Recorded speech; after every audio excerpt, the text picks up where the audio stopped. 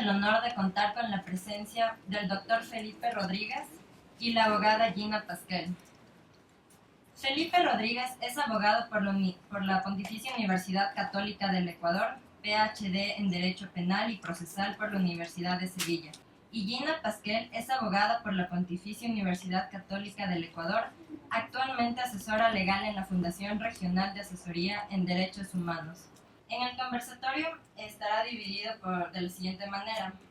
En primer lugar se abordarán los hechos y el proceso del caso Karina del Pozo. Después se aborda el caso desde la perspectiva de los derechos humanos y finalmente se hablará de las violaciones a los derechos humanos de uno de los sentenciados, David Piña. Les recordamos al público que durante el evento a los lados estarán personas entregando papeles para realizar las preguntas. A continuación, Felipe Rodríguez.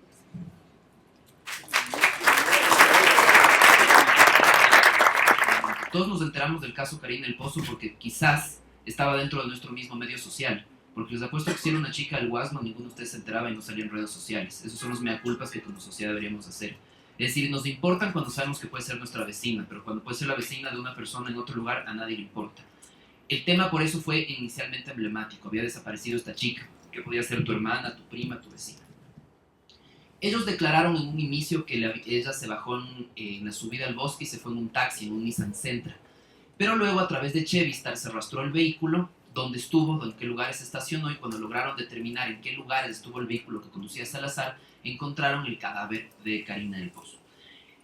Tenía sus prendas interiores al nivel de la rodilla, evidentemente sabemos que la violaron. Se encontró ADN, es decir, mejor que ADN, se encontró secreciones masculinas y de 2 personas en su interior, pero nuestro lindo laboratorio de ADN dijo que habían pasado 7 días y era imposible determinar a quién pertenecía el ADN.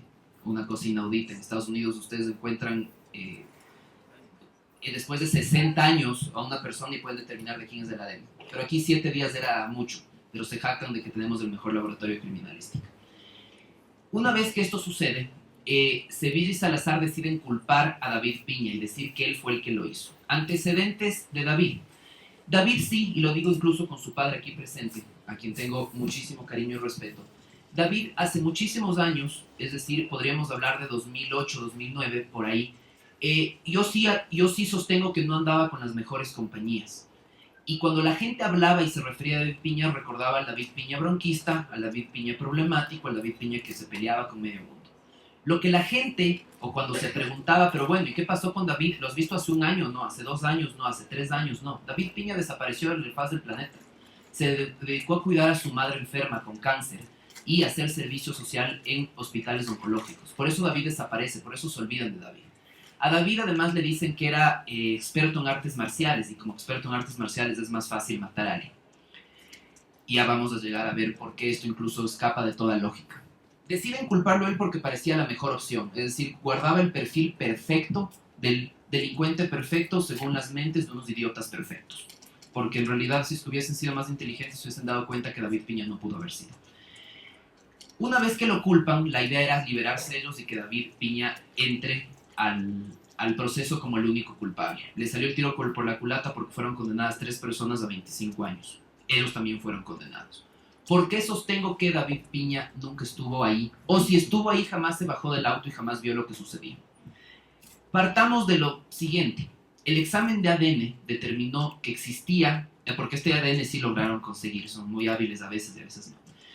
Se determinó que existía sangre de Karina del Pozo en el volante del vehículo. Eso quiere decir que quien conducía el vehículo tenía evidente sangre en las manos, a menos que maneje con los pies. Eso es algo evidente. ¿Quién manejaba el vehículo? Salazar. Existía sangre Karina del Pozo en la moqueta del auto, lo cual quiere decir que evidentemente quien conducía el vehículo pisó sangre. Ya no creo que haya estado en un tributo romano a Júpiter y haya estado encima de un becerro, ¿no? Es decir, estuvo encima de sangre. Y también existía sangre en la palanca de cambios, es decir, que quien estaba conduciendo y tenía que cambiar las marchas tenía nuevamente mano de sangre en sus manos. El copiloto, según todos y según él mismo, era Sevilla. Sevilla estaba de copiloto y se encontró sangre en la moqueta, es decir, él también pisó sangre. Cuando hay que recordar que la masa encefálica de Karina del Pozo estaba fuera de su cráneo, es decir, hubo gran dosis de sangre. Había sangre en el botón para bajar la ventana y en la palanca para hacer hacia atrás del asiento. Eso quiere decir que quien iba de copiloto tenía sangre en sus zapatos y en sus manos. Y todos dicen que David Piña siempre estuvo en la parte de atrás. Oh, sorpresa, atrás no hay sangre. Así se resuelve un caso y así de simple es. Dicen que David Piña la violó. Les pregunto yo a los hombres, y lo hago porque siempre he sido crudo, ¿ustedes pueden tener una erección después de tomar una botella entera de alcohol? Y alce la mano el machazo que pueda, porque nadie puede, ¿ya? Es decir, esto hay que ser sinceros y hay que ser frontales. No es posible. Uno. Dos, un experto en artes marciales, como él sería David Piña, necesitaba una roca para matar a una chica que medía más o menos 25 centímetros menos que él. David Piña además es un tipo, o siempre ha sido un tipo corpulento, experto en artes marciales. Karina del Pozo era una chica que no llegaba al 1,55. No sé, David debe medir más de unos 70. Más de unos 70. Necesitaba utilizar una roca. Es decir, la simple lógica te lo saca de la escena del crimen. Y luego, si no te gusta la lógica, la ciencia te lo hace. Y te lo hace con exámenes de ADN. Y puedes llegar a determinar esto. El doctor Ítalo Rojas, que les voy a decir, la gran tragedia de todos ustedes es que ya no sea su profesor. Fue mi profesor en esta universidad, no sé si fue tuyo también. Ítalo, que es un verdadero genio, yo siempre lo calificaré como el mejor psicólogo forense que tiene Latinoamérica. Cuando hizo el análisis, logró determinar, después de 30 años de experiencia tratando con psicópatas, que David Piña no es psicópata y era incapaz de matar a una mujer. Y que los otros dos son unos psicópatas que guardan todos los rasgos psicóticos y que definitivamente además odiaban a las mujeres, las despreciaban, las veían como algo inferior.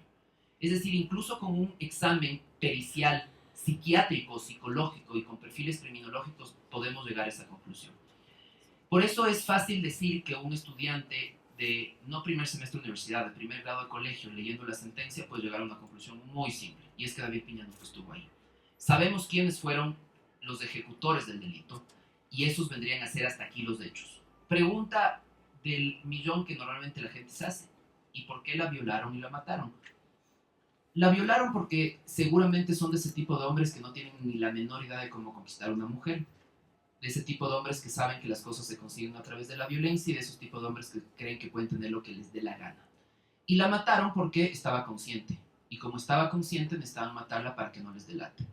Se olvidaron al manejar un auto que tiene un sistema de tracking, como es un auto que tiene el sistema de Chevistar, que pueden rastrearte. Y podríamos llegar de esta forma a encontrar el cadáver. Esto es básicamente, en resumen, para no tomarme tanto tiempo, los hechos como se dieron.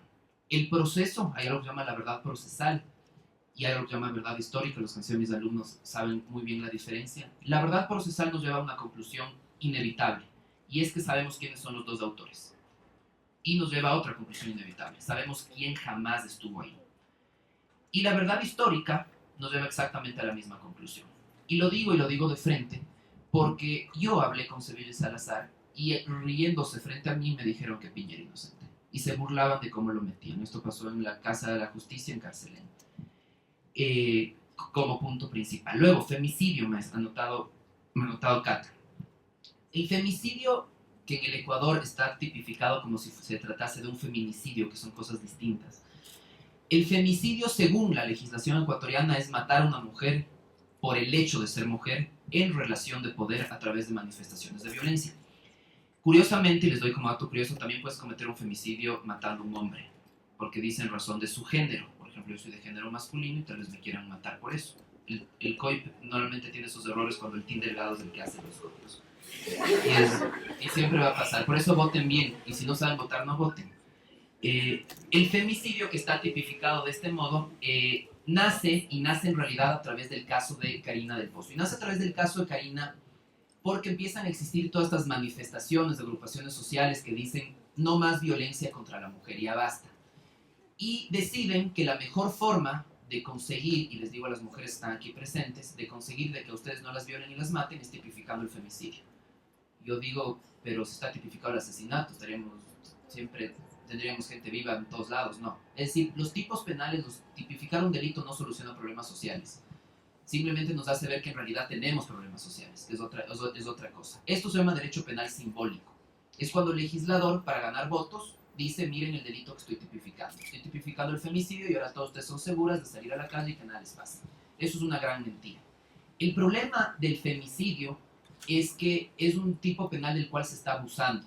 Y ahora se entiende que cada vez que una mujer es asesinada se llama femicidio, lo cual es absolutamente falso.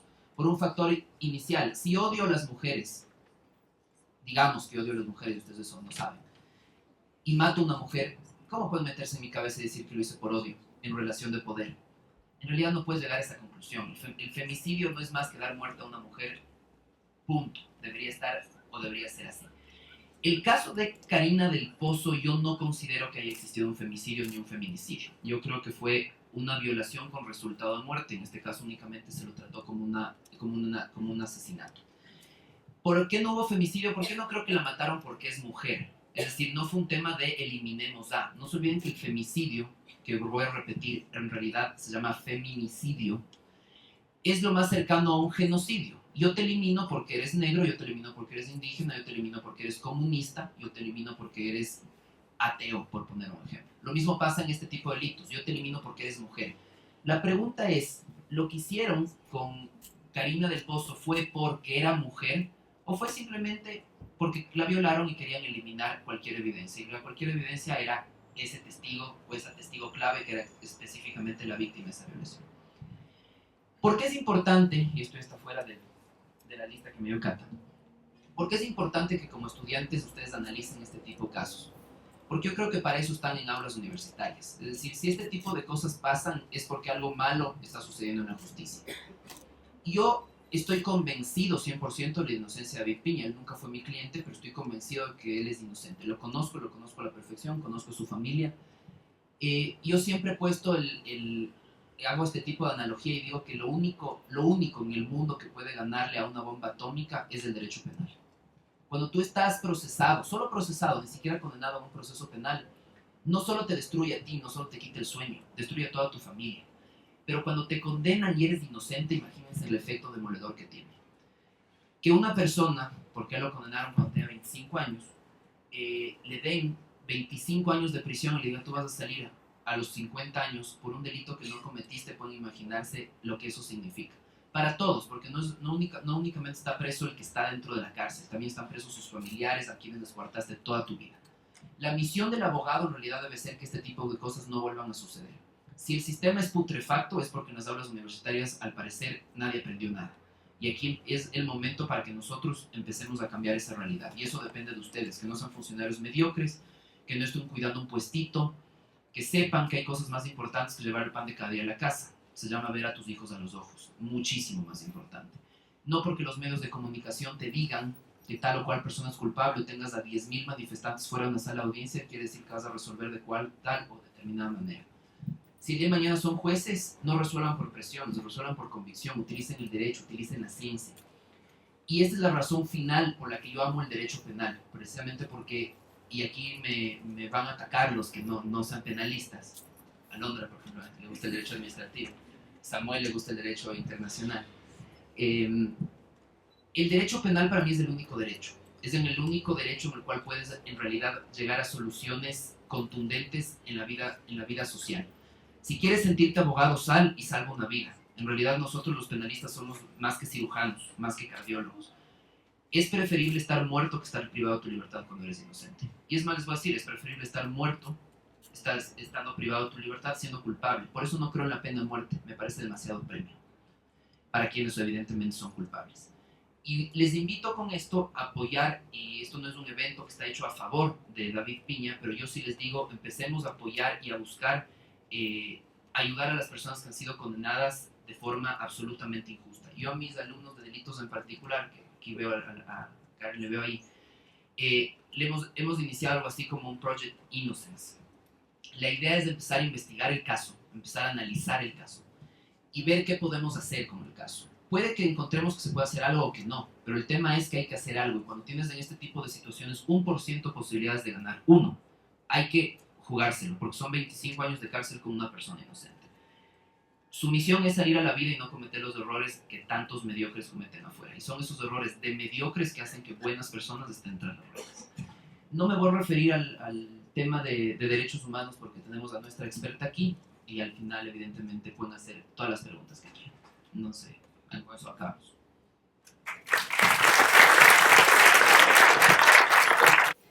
En cuanto al caso Karina del Pozo, cosas que concuerdo con mi compañero, cosas que no concuerdo, ¿no?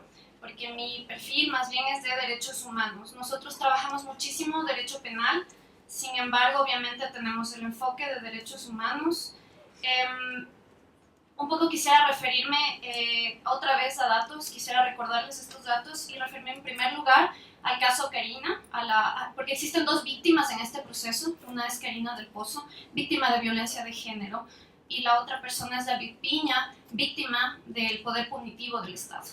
Entonces tenemos a dos personas. En primer lugar, esta chica de tan solo 20 años de edad desaparece, es encontrado su cuerpo totalmente ultrajado, y quiero recordarles un poco para tal vez no asimilar estas cosas como dadas por hecho, como si fuera algo normal.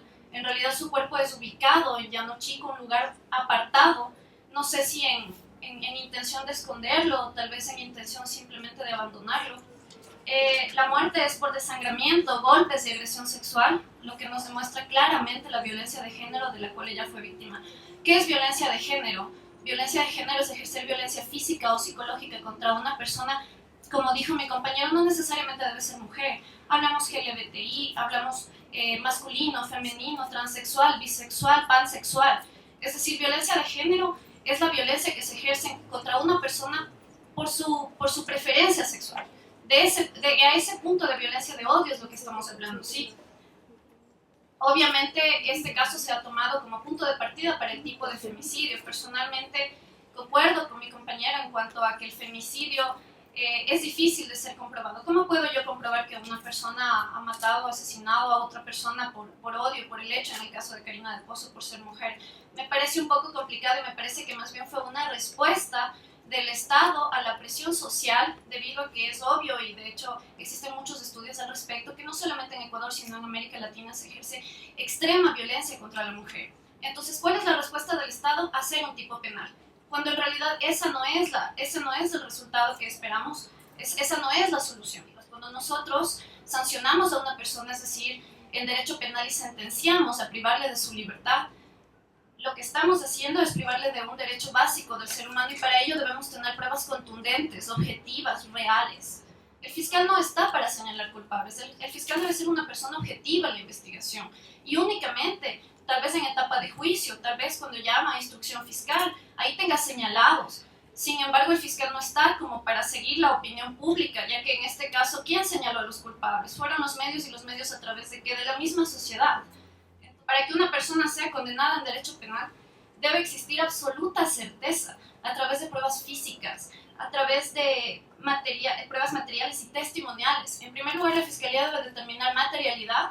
En este caso hablamos de, obviamente, el cuerpo, las señales de agresión física y sexual, y también debe determinar responsabilidad, y ahí es donde fallamos. Ahí es donde seguimos a la opinión pública, a los medios. No puede existir la mínima duda de que esta persona sea inocente y posteriormente se le condene a 25 años.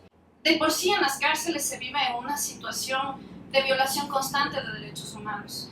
Realmente la cárcel no se trata de un tema de venganza social, es un tema de rehabilitación. Entonces, de por sí hay una violación sistemática. A eso sumado, y creo que también es de conocimiento público, y disculpe con el respeto que usted merece, pero el tema de la violación sexual dentro de un centro de rehabilitación es un tema que nos debe alarmar a todos, y no es la primera vez que pasa. Esto viene pasando sistemáticamente a través de los años, desde la ex penal García Moreno hasta el día de hoy, donde supuestamente tenemos nuevos centros de rehabilitación en donde sigue sucediendo lo mismo. ¿Por qué? Porque tenemos a las mismas autoridades a la cabeza.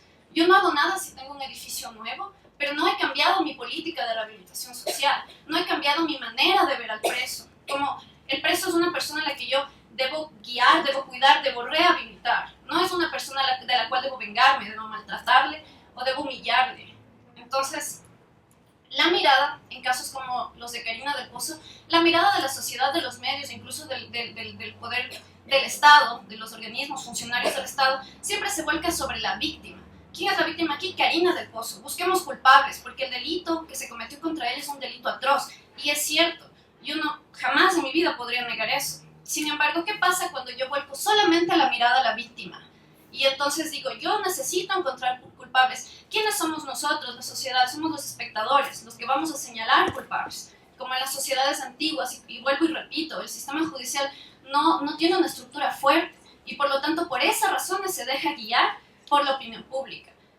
La persona que inflinja o ordena infligir a otra persona grave dolor o sufrimiento, ya sea de naturaleza física o psíquica, la tortura no solamente se reduce a violencia física, también puede ser psíquica. ¿Qué pasa? Yo veo a David Piña, veo que está denunciando su situación en la cárcel en medios de comunicación, por eso se le castiga, se le humilla, se le quitan derechos o no se le reconocen derechos que jamás el Estado tuvo derecho a desconocerlos.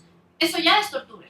Yo puedo ni siquiera toparle un pelo, sin embargo yo le tengo en una situación de hacinamiento, le tengo sin recursos básicos, le tengo sin poder informarse ni informar su situación al resto. Ya hablamos de tortura. Es importante ver que en el caso de David Piña, considero que los jueces que juzgaron o tomaron esta decisión, si no pagan o no responden en el ámbito nacional, deberán hacerlo en el ámbito internacional. Y hemos tenido nosotros muchos casos que tal vez no sea este año, tal vez no sea el próximo año, pero a futuro deberán responder. Debido a que realmente es alarmante la situación no solamente de David, sino también de cómo se mantiene a muchos de los presos. Así como el caso de Karina del Pozo, se hizo un caso hito para la violencia de género, ¿por qué no tomamos el caso de David Piña como caso hito para darnos cuenta de la realidad que está viviendo los PPLs en las cárceles actualmente? Y les llamo un poco a la duda y bueno, espero sus preguntas. Muchas gracias.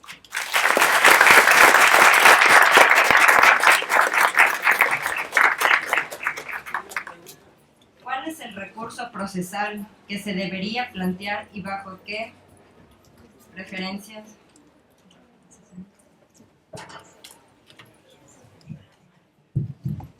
El recurso de revisión es, yo creo que el recurso más difícil de todos de sostener. ¿Por qué? Porque es básicamente un nuevo juicio. Pero es un nuevo juicio en el cual tú ya no puedes volver a interrogar o a llamar a quienes fueron parte del proceso. Por ejemplo, al perito que hizo tal o cual diligencia. Sino que tienes que presentar algo que se llama prueba nueva. Y esa prueba nueva no solo tiene que ser algo nuevo, sino que más tiene que, además de ser nuevo, tiene que contradecir y demostrar que la prueba que probablemente o seguramente quieren sostener que fue válida en la audiencia de juzgamiento, que esa prueba fue falsa, mal actuada o que no correspondía con la realidad. Es decir, no te basta con tener un nuevo testigo que vio algo, sino que ese nuevo testigo que vio algo además tiene que contradecir de forma abrumadora lo que dijo un testigo dentro del proceso. Esa es la dificultad de que en realidad tiene un recurso de revisión. En el caso de David Piña, el recurso de revisión debería ser planteado desde la óptica de conseguir testigos que lo hayan visto en un lugar distinto de la escena del crimen, o al menos en un lugar distinto al que el vehículo estaba, o en el que estaba. En este caso se considera que se cuenta con 2 vecinos que lo vieron llegar a una hora que en la que supuestamente él aún no había llegado a su casa, lo cual es fundamental para esto. Es uno de los recursos más difíciles de manejar, y lo digo, en el 99% de los casos se rechaza, pero porque los abogados tratan de llevar prueba nueva que no contradice la prueba vieja, y tienes que hacer este tipo de ejercicio. Y es ojo, y esto hay que decirlo, es un nuevo juicio básicamente, tienes que cumplir de forma estricta las causales que tienes. Es muy raro que se plantee un recurso de revisión. El otro día hablaba yo con un juez de la Corte Nacional y me decía que normalmente le ha tocado un recurso de revisión en los últimos 3 años. Es decir, así de poco se plantean los recursos de revisión. Pero son los que además te permiten saber si es que se equivocaron o no se equivocaron. Y yo estoy de acuerdo con la ponencia de su momento, si es que se equivocaron y logramos determinar que se equivocaron, o quien lleve esto logra determinar que se equivocaron, a lo que vamos a llevar es que va a tener que responder el Estado, porque tuviste una persona privada de su libertad por tantos años, nadie te devuelve un minuto de ese tiempo. El infierno que es vivir dentro de una cárcel, o sea, yo soy ateo, pero siempre digo que el infierno existe y es la cárcel. Lo que vives dentro de la cárcel es algo que yo lo digo y lo digo corazón, yo no sobrevivo en una cárcel, yo no estoy listo para estar en una cárcel, no creo que estamos ninguno de nosotros. Y si es que eso sucede, van a tener que responder, y va a tener que responder el Estado, y también van a tener que responder los jueces que no tuvieron pantalones para fallar de la forma que tenían que fallar. Es decir, no como a la sociedad le gusta, sino como el derecho exige.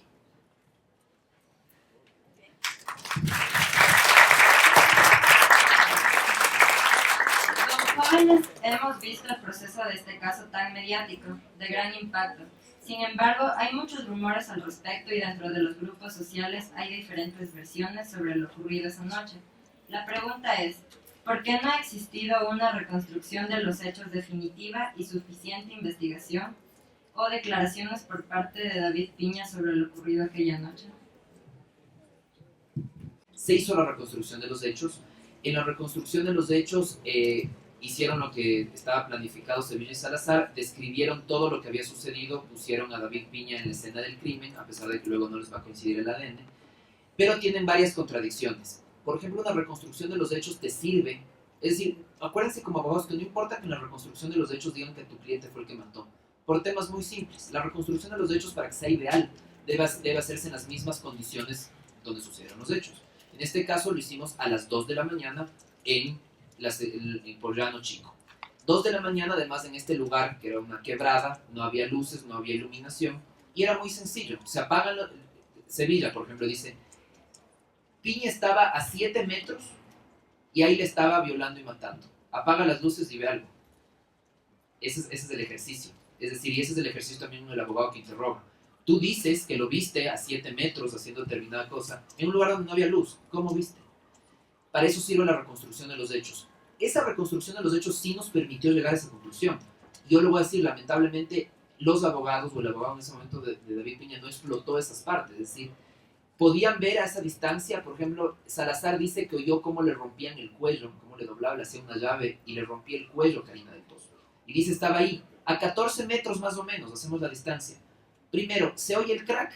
Hay que preguntarse. Podemos decir, bueno, estamos en un lugar tan solitario que tal vez se oye, ¿ok? Pero, según la autopsia, se determina que no tiene ninguna lesión en la zona de la cervical.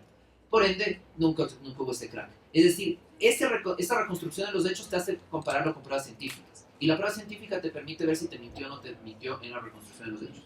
Todo lo que se actuó en el proceso dice que David Piña es inocente. Solo tenemos un testimonio que dice que es culpable, porque Sevilla decidió acogerse al derecho al silencio, decidió no hablar.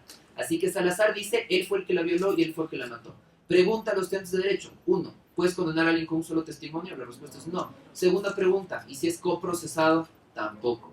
Por ende, ese testimonio tampoco es prueba. La forma más fácil de ganar un caso es con la verdad. El rato que mientes, te machacan y te encuentran.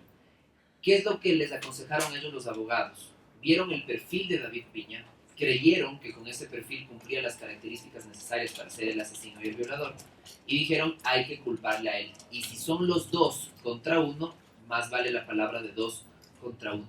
Yo creo que ni siquiera existía enemistad, porque ni siquiera existía amistad. Es decir, eran indiferentes las personas que estaban ahí.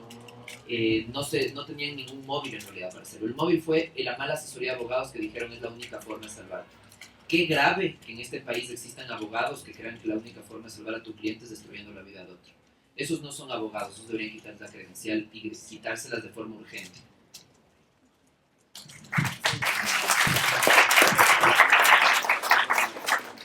Agradece por la participación de los doctores y a todos. Muchas gracias.